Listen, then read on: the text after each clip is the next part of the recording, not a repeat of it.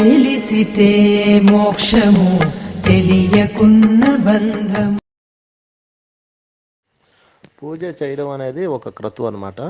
అది ఎవరికి ఇష్టమైతే వాళ్ళు చేసుకోవచ్చు. అది వాళ్ళ పర్సనల్, వాళ్ళ ఇష్టం మీద ఆధారపడి ఉంటుంది. వాళ్ళకి దాన్ని చేసుకోవడం ఇష్టము, సంతోషం అయితే చేసుకోవడం అంతే. దానికోసం ధ్యానం చేసేవాడు పూజ చేయకూడదని రూల్ ఏం లేదు. అలాగే పూజ చేసేవాడు ధ్యానం చేయకూడదని రూల్ లేదు. అది ఎంత ఇష్టం. ఇప్పుడు మీకు మీ నాన్నగారు ఇష్టము, మీ నాన్నగారిని ఎప్పుడు తలుచుకుంటుంటాం. వేరే వాళ్ళు ఇష్టం లేదు, వాళ్ళని తలుచుకో, అలాగనమాట. ఇష్టాన్ని బట్టి ఉంటుంది అది అంతే. అంతేగాని రూల్ ఏం లేదు అక్కడ.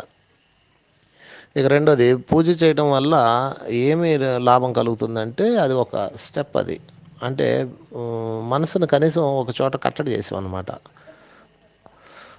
మరి రామదాసు, కబీరు వీళ్ళందరూ కూడా మోక్షాన్ని సాధించారు. భక్తి యోగం ద్వారానే మోక్షాన్ని సాధించారు. భక్తి యోగం అన్నది మోక్షానికి కూడా ఒక దారి అప్పట్లో, ఆ టెక్నాలజీ. ఇప్పుడు ఇంకా అడ్వాన్స్ టెక్నాలజీ. ధ్యానం అన్నది అడ్వాన్స్ టెక్నాలజీ అనమాట. చాలా కష్టమైన రూటు భక్తి యోగం. అది తప్పు కాదు, కష్టమైన దారి.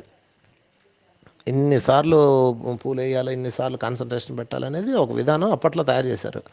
అప్పట్లో మనకి ఇంతలా ఫోన్ వాడేవాళ్ళం, ఇప్పుడు చిన్న ఫోన్ వచ్చేసింది. ఇంత పెద్ద టీవీ వాడేవాళ్ళం, ఇప్పుడు పల్సటి టీవీ గోడకు తగిలించుకునేది వచ్చింది. మరి అప్పట్లో ఎందుకు ఈ టీవీ వాడలేదంటే అప్పట్లో ఆ టెక్నాలజీ లేదు. రోజు రోజుకి ఎలాగైతే శాస్త్రవేత్తలు టెక్నాలజీని పెంచుకుంటూ వెళ్తున్నారో, అలాగే ఆధ్యాత్మిక శాస్త్రవేత్తలు కూడా సాధకులకి, మానవులకి ఇంకా సులువుగా ఆ కైవల్యాన్ని పొందే మార్గం ఏంటి అని పరిశోధిస్తూనే ఉంటారు. ప్రస్తుత పరిశోధన ఫలితం అయితే ధ్యానం, శ్వాసానుసంధానం. ఇది ఉత్కృష్టమైంది అనమాట. ప్రస్తుతం రాబోయే రోజులు ఇంకా సులువైంది ఏమైనా కనిపెట్టచ్చేమో, కనిపెట్టి దాన్ని అందిస్తారు.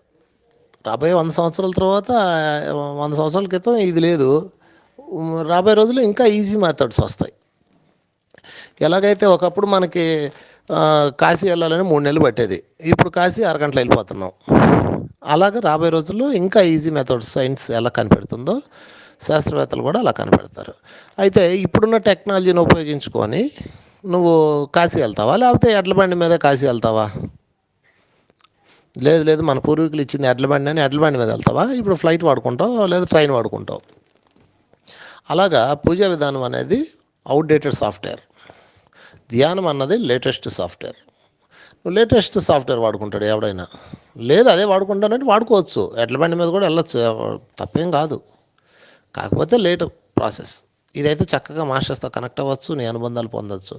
ఇక రెండేది, నువ్వే దేవుడు అన్నారు కదా. నువ్వే దేవుడు కాదు, అందరూ దేవుళ్ళే. సృష్టి మొత్తం దైవమే, దైవం కానిది లేదు. అయితే నేను దైవం అని తెలుసుకోవాలి. ఆ తెలుసుకోవడం కోసమే ఈ కైవల్యాన్ని చేరే పద్ధతి. కైవల్యాన్ని చేరాక అర్థమవుతుంది, అప్పటి వరకు అర్థం కాదు. అంతవరకు అందరూ నేను దేవుడిని డబ్బాలు కొట్టుకుంటున్నారు, ఇంకా అహంకారంలోకి పోతున్నారు. ఎందుకు మరి కొట్లాడుకుంటున్నారు? నేను దేవుడిని అని చెప్పుకున్న వాళ్ళు అందరూ ఎందుకు కొట్లాడుకుంటున్నారు? నువ్వు అలాగా, నేను ఇలాగా, నేను అలా చేశాను, నువ్వు ఇలా చేసావు, నువ్వు ఎందుకు అలా చేసావు, దేవుళ్ళు కొట్టుకుంటారు ఎక్కడన్నా? నువ్వు దేవుడు అన్న విషయం తెలుసుకోవడం కోసం ధ్యానం.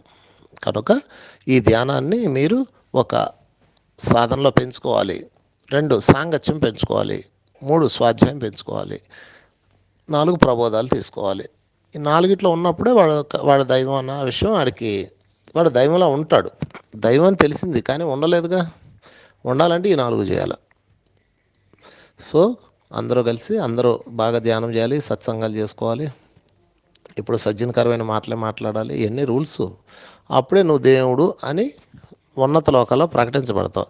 లేకపోతే దేవుడు అన్న పోస్ట్ కోసం ట్రైనింగ్ అవ్వబడుతున్న మానవుడు అనబడతావు. That's all.